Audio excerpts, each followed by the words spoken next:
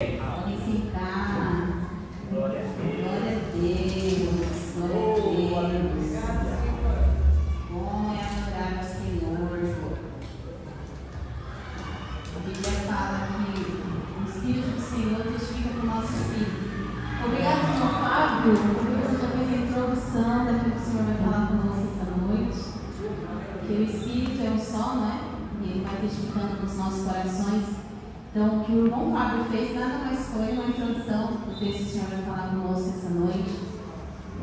Certo dia eu estava lendo o livro de Apocalipse, quando eu cheguei no capítulo 4, a gente conhece os textos das Escrituras, mas existem alguns momentos que a gente lê o texto e ele salta aos nossos olhos de uma forma como nunca, né?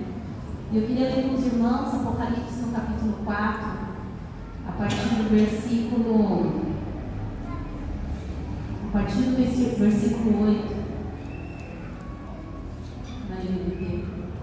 E quando eu estava lendo esse texto, apesar de eu já conhecer o texto, o Senhor ele veio de uma forma única assim na nossa casa, quando a gente fazia essa leitura. Eu queria compartilhar o que o Senhor tem falado desde aquele dia com o nosso coração. O apóstolo Paulo ele fala assim: aquilo que eu recebi eu também vos entreguei. Então aquilo que eu recebi eu também quero compartilhar e brigar com os irmãos essa noite. O texto diz assim, aqui é a visão que João teve quando ele estava na ilha de Patmos preso. Ele teve a visão, todos nós conhecemos o texto, ele escreveu as cartas às igrejas e agora ele vê a adoração no céu. Está escrito assim, cada um dos seres vivos tinha 6 asas, inteiramente cobertas de olhos por dentro e por fora. Dia e noite repetem sem parar. Dia e noite repetem sem parar. Santo, Santo, Santo é o Senhor Deus Todo-Poderoso, que era, que é e que há de vir. Vamos repetir?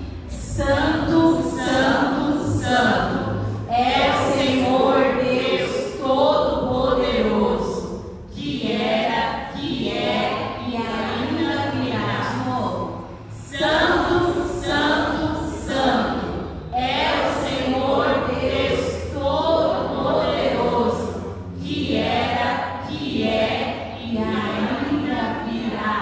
Ele era na criação de todas as coisas. Ele é Deus presente. Ele virá. Continua.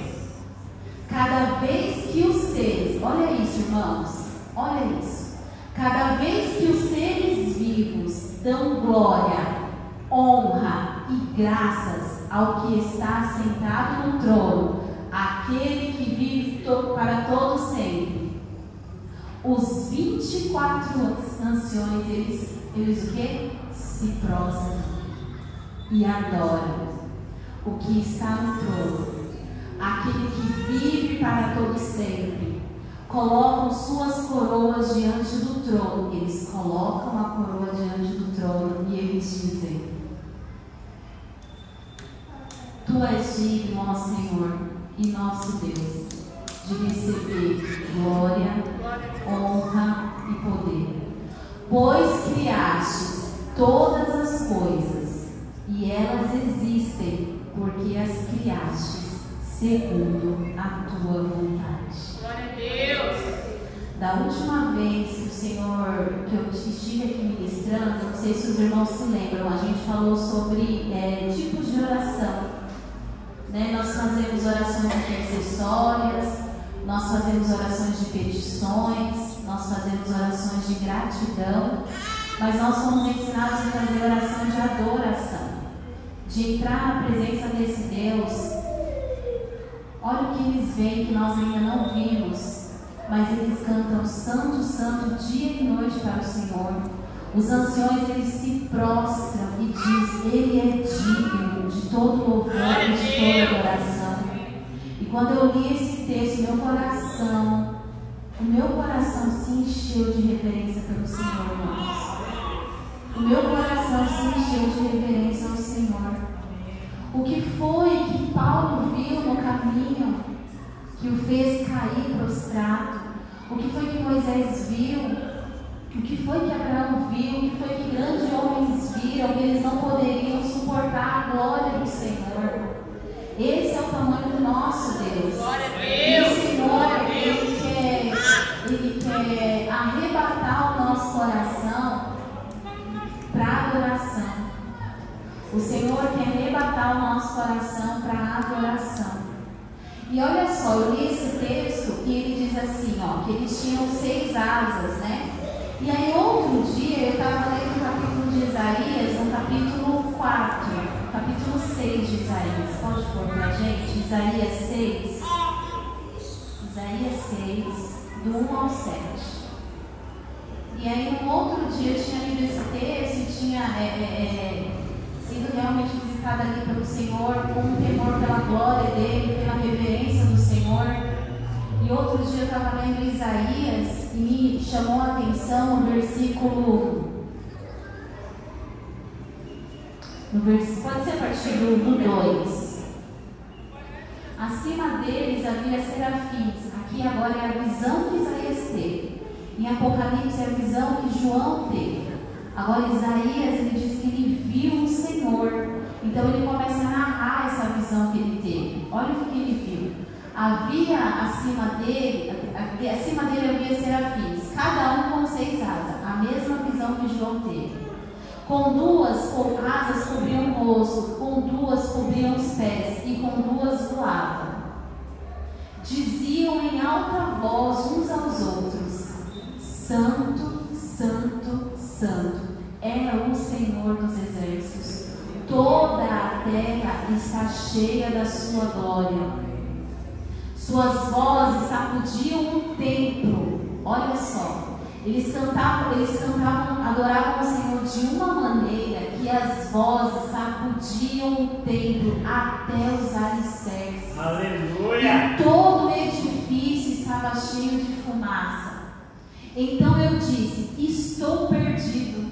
Diante dessa glória do Senhor, Isaías, ele se prostrou e reconheceu a fragilidade humana. Ele viu algo grandioso e ele disse: é o meu fim, pois eu sou um homem de lábios impuros e vivo no meio de pessoas de lábios impuros.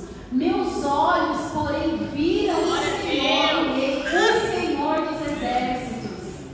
Então um dos serafins voou em minha direção, trazendo uma brasa ardente que ele havia tirado do altar com uma tenaz. Tocou nos meus lábios com a brasa e disse: veja, esta brasa tocou seus lábios, sua culpa foi removida e seus pecados foram perdoados. Vocês já ouviram essa frase nas Escrituras? Voltamos, por favor.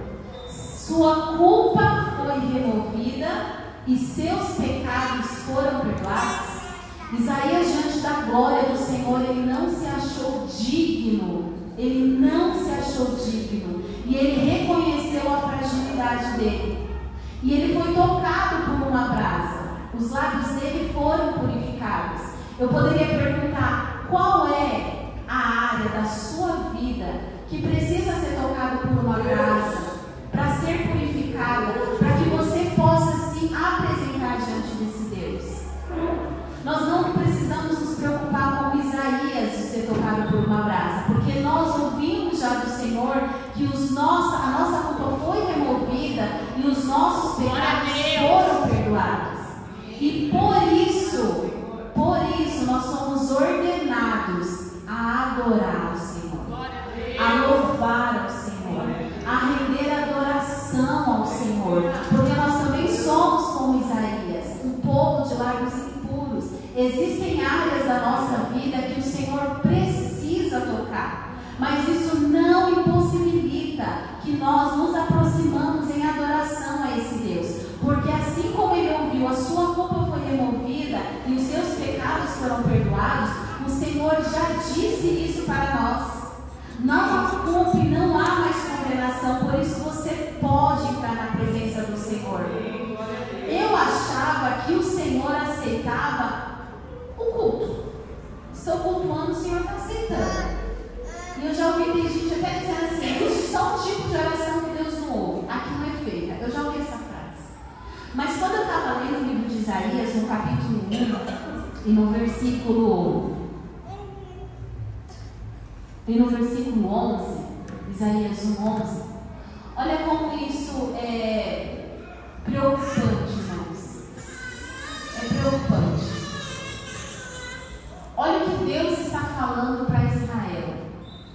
O que faz vocês pensarem que eu desejo muitos sacrifícios? Olha só, ouvi isso do Senhor, irmãos. Eu estou farto de holocaustos de carneiros e da gordura de novilhos gordos. Não tenho prazer no sangue de touros, de cordeiros e de bodes. Pode seguir. Quem lhes pediu que fizesse esse alvoroço nos meus pátios quando vem me adorar? Parem de trazer ofertas inúteis. O Senhor rejeita ofertas. O Senhor rejeita adoração. O Senhor rejeita cultos. O Senhor rejeita orações. O incenso que oferecem me dá náuseas. Suas ofertas de lua nova, seu sábado e seus dias especiais de jejum, eles jejuavam, são pecaminosos e falsos. Não aguento mais suas reuniões solenes. Odeio suas festas de lua nova e celebrações anuais.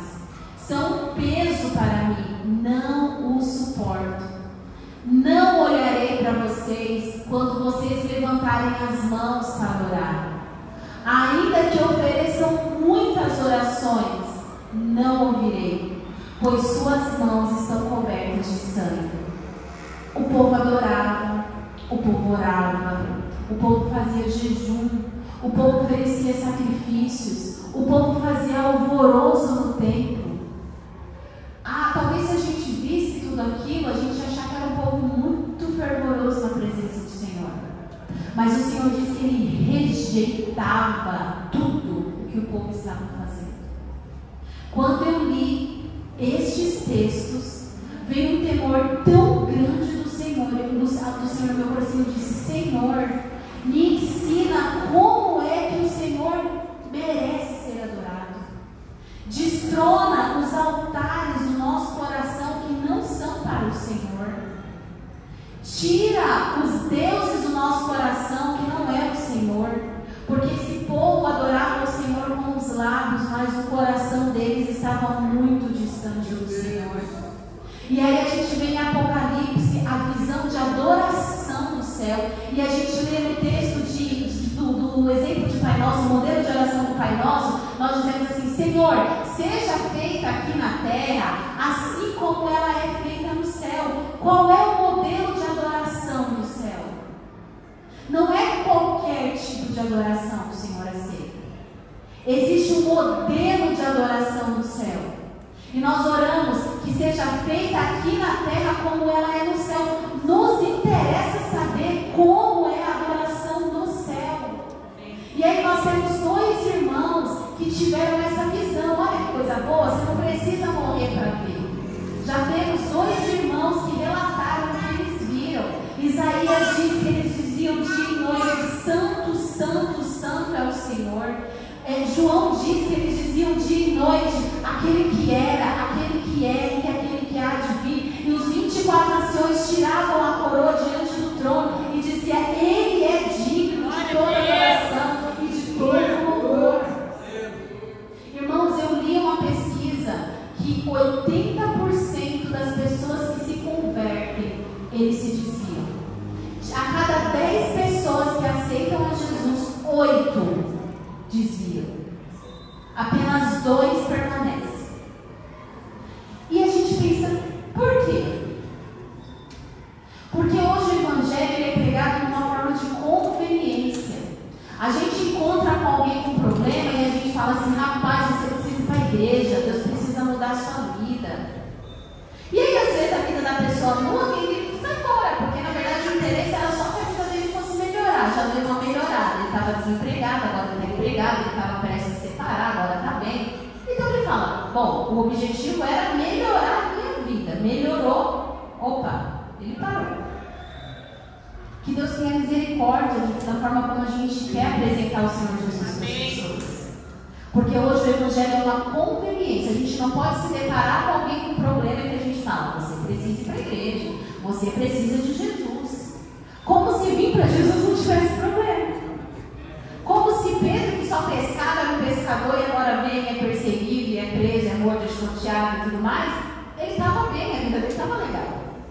O convite não foi para a vida dele melhorar. O convite dele foi para abandonar a vida terrena para viver uma vida eterna. Glória a Deus. Ninguém prometeu para ele: vem, você precisa de Jesus. A vida dele estava legal. Pega uma pessoa, por exemplo, um traficante. Deus vai melhorar a sua vida. O que é o melhorar para um traficante? É o que o negócio dele prospere e não seja preso. E ele fala: bom, isso eu tenho, não preciso. Então eles rejeitam Jesus. A grande maioria das pessoas, quando a gente vem com essa proposta de vida melhor, eles rejeitam Jesus. E aí a gente vai para o Evangelho, irmãos. Olha, a Bíblia é um modelo para ser seguido. Quando foi que vocês encontraram algum texto na Bíblia com essa proposta de Evangelho? Quando eu vou para o texto, eu vejo o maior evangelista, que é Jesus, dizendo: arrependam-se, porque é chegado a reino dos céus.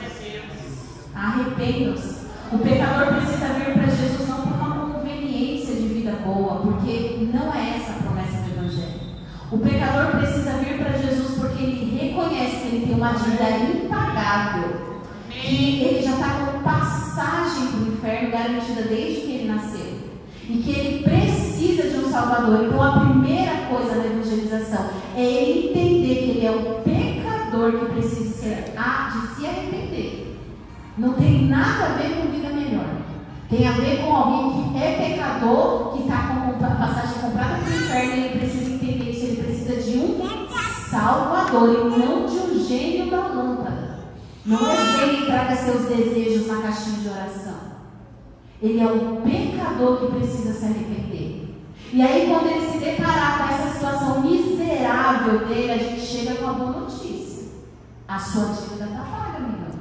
Glória a Deus. Você tem uma dívida impagável. Eu não bebo, eu não fumo. Esse é o discurso que a gente ouve.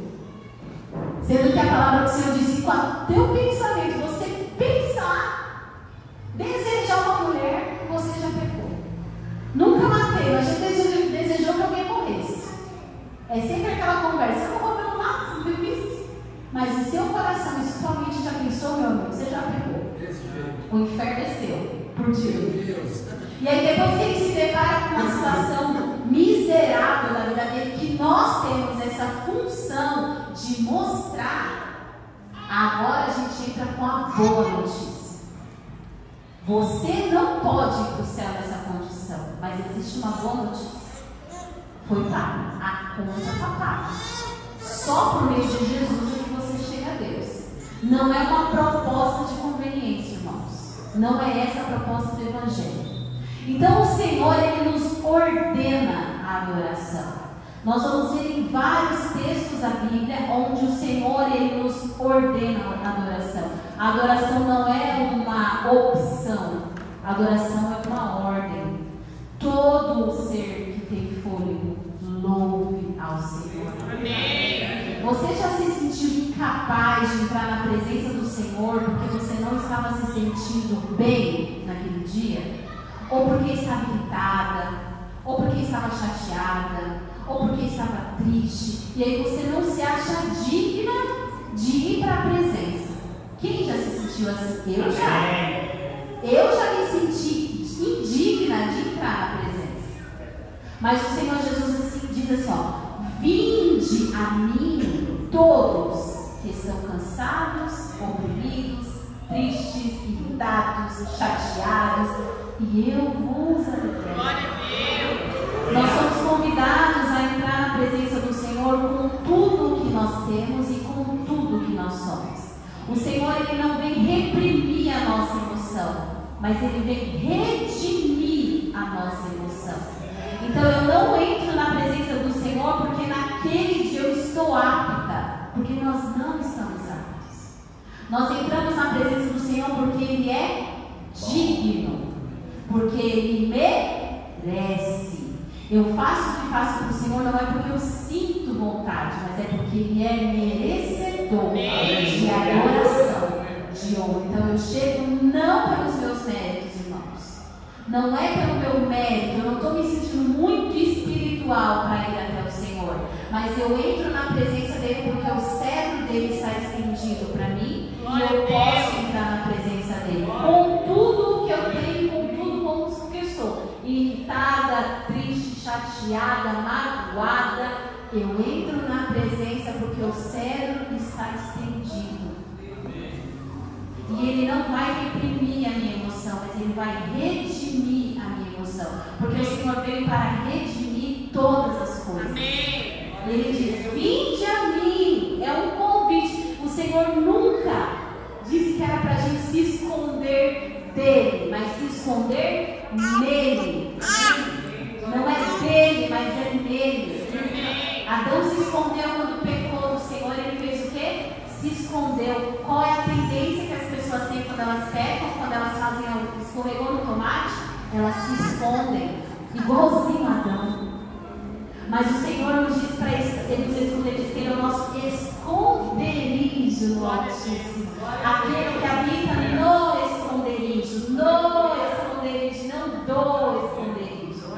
Então nós somos convidados a habitar no esconderijo do Senhor. Quando a gente vai em Salmo 104, no Salmo de número 104, verso de número 31, a gente vê qual é o propósito da criação do Senhor. Que a glória do Senhor permaneça para sempre. O Senhor tem o quê? Prazer. Em quê? Tudo que criou. O Senhor tem prazer em tudo que criou. Você Amém. foi criado pelo Senhor? Amém. O Senhor tem prazer, irmãos. Amém. O Senhor tem prazer, irmãos. Quando o Senhor ele nos criou, o Senhor ele veio a público com a criação. Vou repetir para vocês. Quando Deus criou, ele veio a público. Porque o prazer de Deus estava em seu Filho na eternidade. E quando o Senhor criou todas as coisas, ele diz o quê? Façamos a nossa imagem e a nossa semelhança. O prazer de Deus pelo seu Filho era tão grande, que agora transborda na criação. Glória a Deus. O Senhor nos fez de propósito. O Senhor nos fez com propósito. A alegria do Senhor no seu Filho era tanta que transbordou em nós. E nós somos semelhantes a Ele. Não é porque Deus estava carente de adoração, irmãos. Porque Ele tem uma galera 24 horas, 7x7, adorando. Ele não nos criou porque Ele estava carente de adoração. Uma fonte, ela não joga porque ela está com deficiência. Ela joga porque ela está cheia. O Senhor transbordou o amor dele quando Ele nos criou. Ele não era carente, Ele não é carente de adoração. Porque dá a entender, se Ele pede para eu adorar, será que Ele é um Deus carente que fica o tempo todo me adore, me louve? Eu sou merecedor de adoração. E isso talvez possa soar para a gente um pouco estranho, um Deus pedindo adoração. Porque a gente aprende que o amor, ele não vê o seu próprio interesse em 1 Coríntios. Ele diz assim, o amor ele não pensa em si mesmo. E se Deus é amor, por que o tempo todo ele está me pedindo atenção? Se o amor não é para si mesmo. Mas a gente não pode analisar o nosso Deus com a nossa mentalidade humana como a gente analisa nossos seres humanos. O Senhor ele é supremo à humanidade. Então Deus não te criou porque Ele estava carente da sua adoração. Você é o amor dele transbordado. Era o amor dele por seu Filho Jesus que transbordou na criação. Ele diz, façamos parecido conosco a nossa imagem e a nossa semelhança. E Ele soprou o fôlego de vida dele em nós. Somos criatura dele, porque é a felicidade do Senhor transbordada aqui no Senhor. E é por que fomos criados? A imagem e a semelhança de Deus, para conter Deus dentro de nós. Sempre que eu evangelizo, quem já ficou comigo de lupa, sabe? Eu sempre faço a analogia da luva. Já ouviu, pastor Marcelo? Da luva? Já ouviu? Os irmãos já conhecem a analogia da luva ou não? Quem já conhece? Todas as vezes que eu evangelizo, eu falo isso, todas as vezes, porque eu acho que é pedagógico. A luva, ela tem formato do quê? Por quê? Porque ela foi criada para conter uma mão. E por isso ela é a imagem e a semelhança de uma mão, certo? Se eu colocar água na luva, a luva está cheia? Se eu colocar terra, a luva está cheia? Ela foi criada para esse propósito.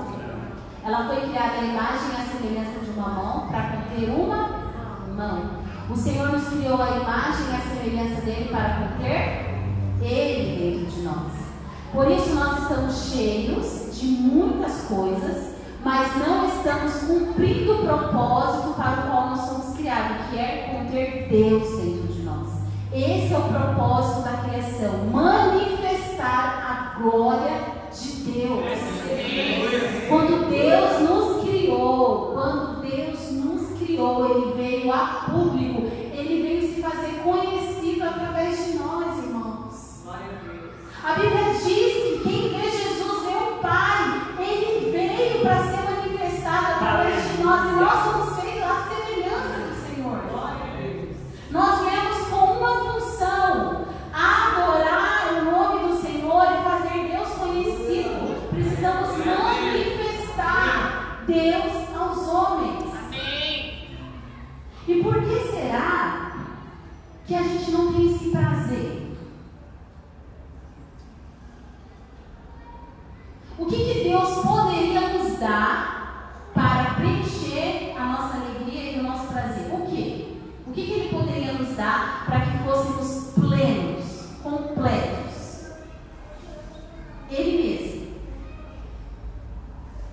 A nossa plenitude não está em coisas. A nossa plenitude está em uma pessoa. Glória a Deus. O que Ele poderia te dar para que você fosse plenamente feliz? Plenamente. Talvez alguém vai pensar no emprego, vai pensar numa casa, na conversão da família. Não. Ele mesmo é suficiente. Glória a Deus. A plenitude da nossa alegria está no Senhor. Amém. Mas parece que não. O amém é assim seja. Mas parece que não. Parece que eu vou ser plenamente feliz se Deus responder a minha oração. Enquanto isso, eu sou rabugenta.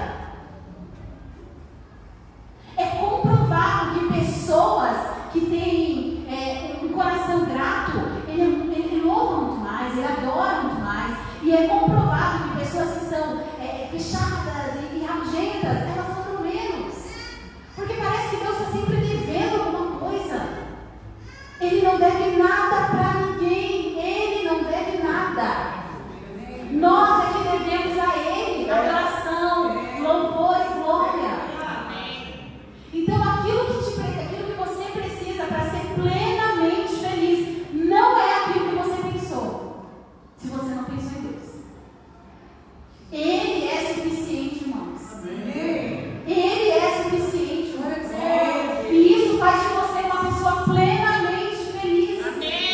Completamente feliz. E uma pessoa feliz, o que ela faz?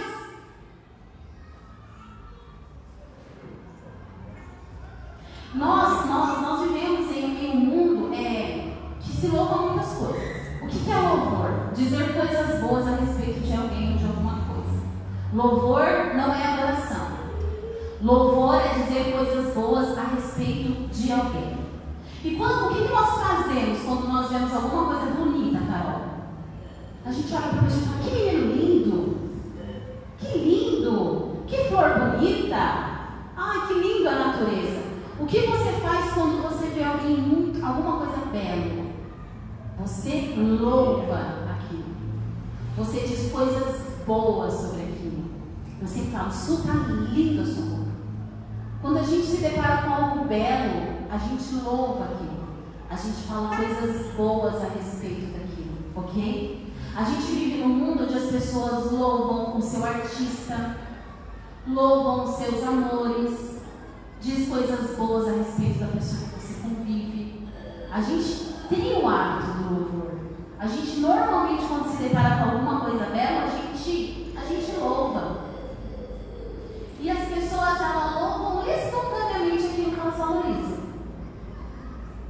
aquilo que a gente tem valor, a gente ainda quer convencer o outro que é bem bonito. Olha como é bonito isso aqui. Você não acha que é bonito? A gente quer convencer o outro ainda. Fala pra mim se não é bonito esse menino. Fala pra mim se não é bonito. Olha o carro. Fala pra mim se esse carro não é bonito. Esse carro é bonito. Não, fala pra mim se isso aqui não ficou bem legal. Quando a gente vê algo belo, a gente louva. E quando a gente faz isso muito espontaneamente, de coração, a gente quer convencer o outro que aquilo ali é bonito mesmo. Não é, pastor? Não é linda essa música? Não é linda essa música? Olha que coisa linda.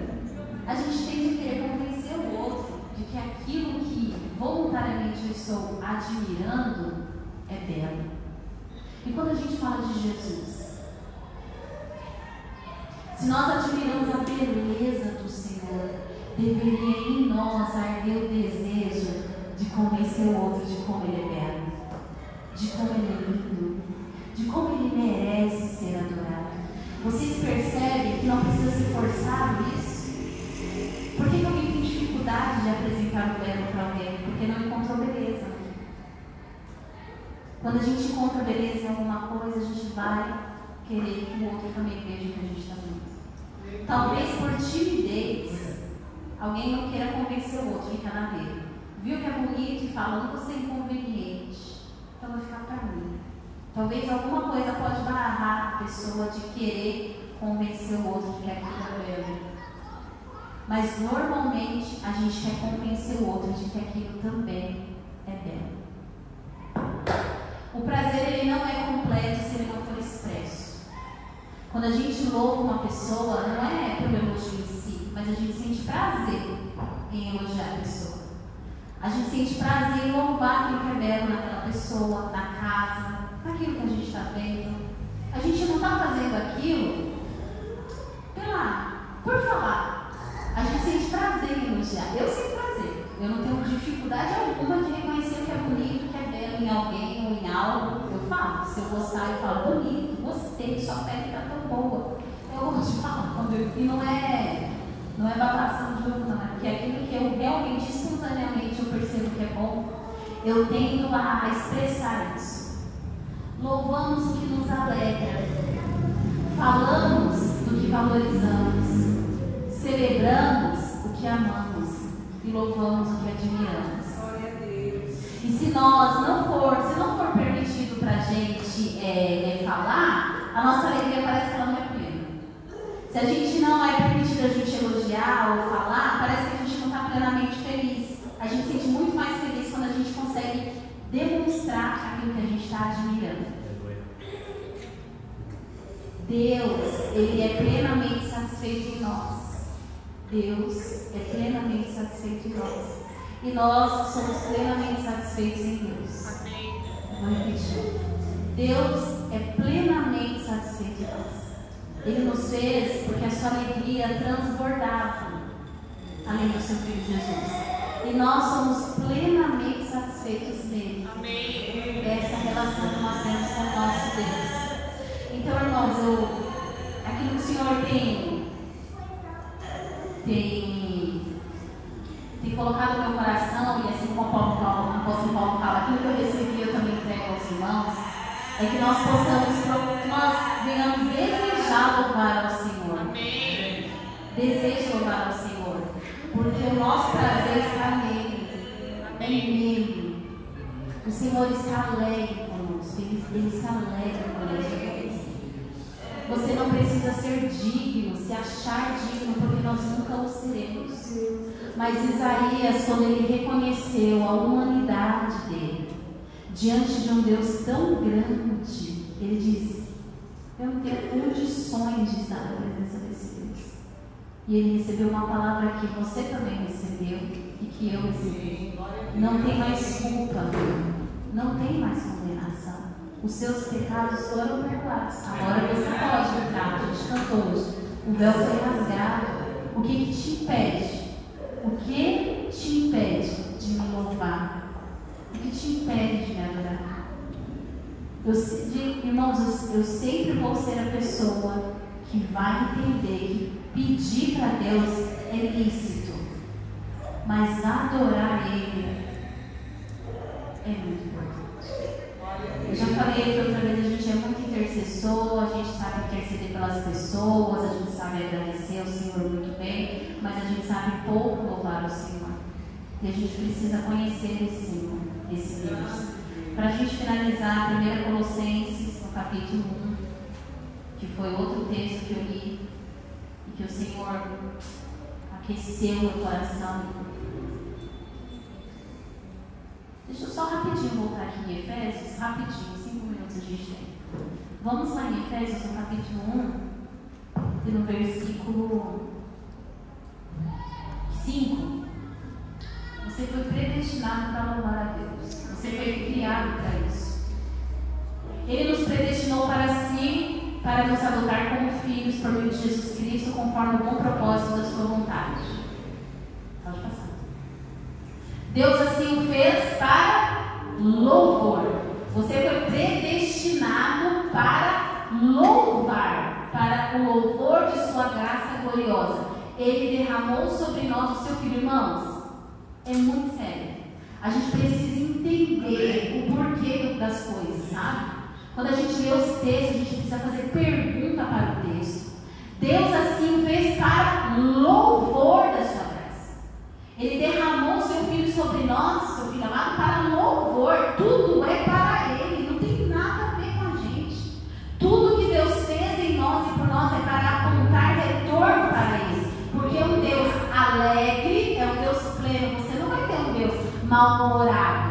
Você não vai ter um Deus frustrado, porque está escrito assim, ó, ninguém pode frustrar os planos do Senhor. Ele não é um Deus que se frustra, e nem um Deus frustrado dá um jeito.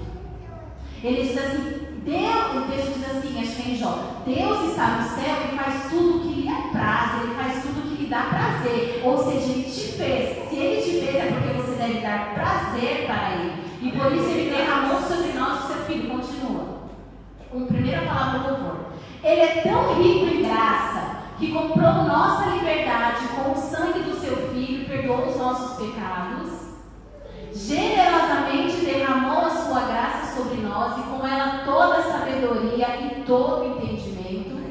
Agora Deus nos revelou sua vontade secreta de Cristo, isso é, o cumprimento de seu bom propósito. E o plano é este: no devido tempo, Ele reunirá sobre a autoridade de Cristo tudo que existe nos céus e na terra.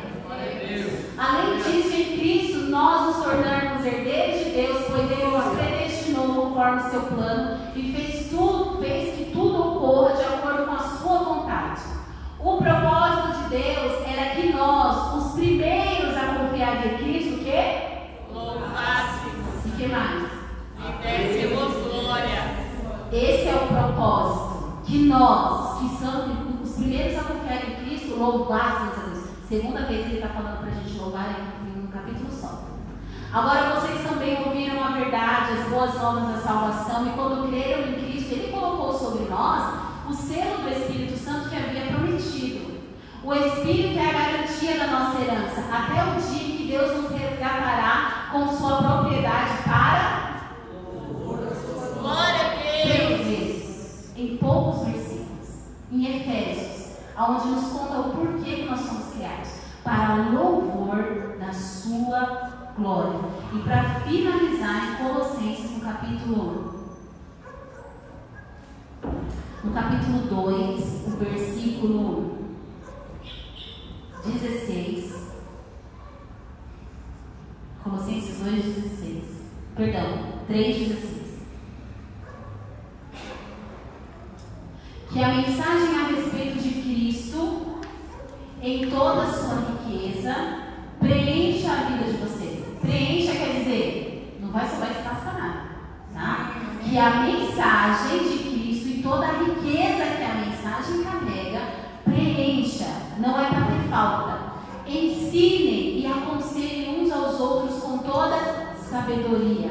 Cantem a Deus salmos, hinos e cânticos espirituais com o coração agradecido. Vamos ficar de pé? Vamos ficar de pé? É isso aqui que Deus nos convida. Pai, nós queremos pedir perdão, Senhor. Pai, nós nos arrependemos, Senhor. Todas as vezes que não entramos na Tua presença, porque a achamos que não éramos dignos, Pai.